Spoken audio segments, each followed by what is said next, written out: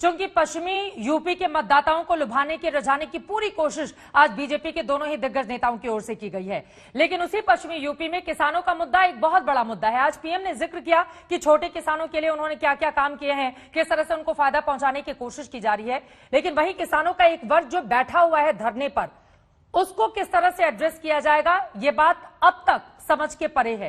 तो किसान एक बड़ी चुनौती पश्चिमी यूपी में बने हुए हैं बीजेपी के लिए।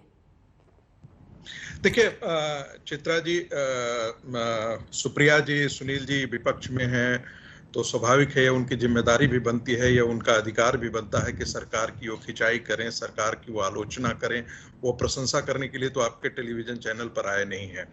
लेकिन सवाल, एक दूसरा सवाल भी ये महत्वपूर्ण हो जाता है कि क्या उनके आरोपों को जनता स्वीकार करती है।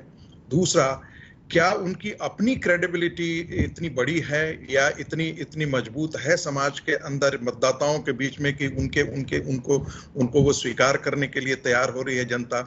यदि हम विगत इलेक्शंस को देखें, चुनाव को देखें, तो मुझे ऐसा लगता है कि आप चाहे जितना भी कर लें, उत्तर प्रदेश की जनता इन आरोपों को आपकी स्वीकार करती है, न आपकी क्रेडिबिलिटी में उसको विश्वास है। देखिए, कई बार ऐसा होता है कि लगता है विज्ञापन किया जा रहा है, प्रचार किया जा रहा है। विज्ञापन तो राहुल गांधी का पिछले 18 साल से किया जा रहा है, वो नेता हो जाएंगे। प्रियंका गांधी का विज्ञापन इतने दिनों से हो जा रहा है, लेकिन वो नेता बहुत राष्ट्रीय स्तर पर नेता खड़े नहीं हो सके।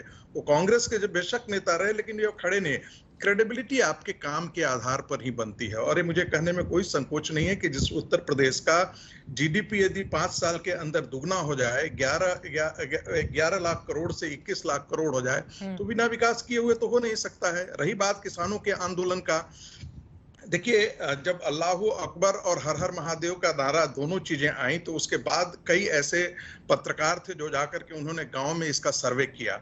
और गांव में सर्वे करने पे 2 प्रकार के रिजल्ट आए। जो मुस्लिम थे उन्होंने कहा कि वो बेशक उन्होंने जो है वो अल्लाहू अकबर के साथ साथ हर हर महादेव वहां पर किया होगा, लेकिन हमारे लिए अल्लाह के अतिरिक्त कोई नहीं है, और हम हर हर महादेव तो बिल्कुल ही नहीं बोलेंगे। एक और वाकया मैं बता दूं कि शामली और मुजफ्फरनगर के गांव में जाने के बाद ये निश्चय उन्होंने ये जाटों के बीच की ही प्रतिक्रिया की कि देखिए, भारतीय जनता पार्टी ने हमारी इज्जत को बचाया है, इसलिए किसी भी हालत में समाजवादी पार्टी के साथ और अन्य पार्टियों के साथ जाने का तो कोई मतलब नहीं है। किसी ने जब उत्तर मुजफ्फरनगर में जब दंगे हुए थे, तो किसको सुप्रीम कोर्ट को आना पड़ा था। नवंबर 2013 में सुप्रीम कोर्ट ने कहा कि भाई, आपने जो ये 5 लाख रुपए देने का व्यवस्था किया है, उसमें तो बहुत सारे अन्य जातियां भी हैं, जाट भी थे उसमें, लेकिन सिर्फ आपकी ये जो खैरात है वो मुसलमानों के लिए क्यों है? तो क्या समाजवादी पार्टी का अतीत कांग्रेस, देखिए उत्तर प्रदेश के चुनाव में चाहे कुछ भी कांग्रेस के प्रवक्ता कहें, उत्तर प्रदेश की राजनीति में कांग्रेस कहीं नहीं है। चलिए, दोनों ही लोगों से आपने सवाल पूछा है, मैं उसका जवाब ले लेती हूँ। सुनील जी, आपके पास आऊंगी। सुप्रिया वो कह रहे हैं कि कांग्रेस का कोई वजूद ही नहीं है मौजूदा जिस तरह की परिस्थिति उत्तर प्रदेश में है कांग्रेस पार्टी को लेकर।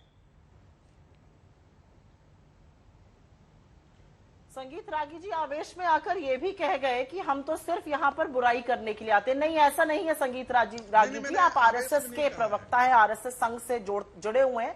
आप सिर्फ उनकी अच्छाई करिएगा, हम बुराई करने नहीं आते हैं। अच्छाई का काम तो करें। अच्छाई का तो ये आलम उत्तर प्रदेश में है ना रागी जी, कि उत्तर प्रदेश की सरकार को दूसरे प्रदेशों से किराए पर फ्लाईओवर और सड़कें दिखानी पड़ती है, अमेरिका की फैक्ट्री दिखाकर विज्ञापन लगाने पड़ते हैं। आपको एक और पते की बात बताऊं, दो वैक्सीनेशन जो डोज होती है वो इस देश में करीब 18 करोड़ ही लगी है। उत्तर प्रदेश जो सबसे बाहुल्य क्षेत्र है देश का, वहां पर मात्र 1,87,00,000 को लगी है। उसकी आधी आबादी 1,49,00,000 को लगी है। आधी आबादी वाले महाराष्ट्र में 1,87,00,000 को लगी है, और 1/3 आबादी वाले गुजरात में भी ज्यादा लगी है, राजस्थान में भी ज्यादा लगी है। तो इस तरह की बातें यहां पर करने का मतलब नहीं है।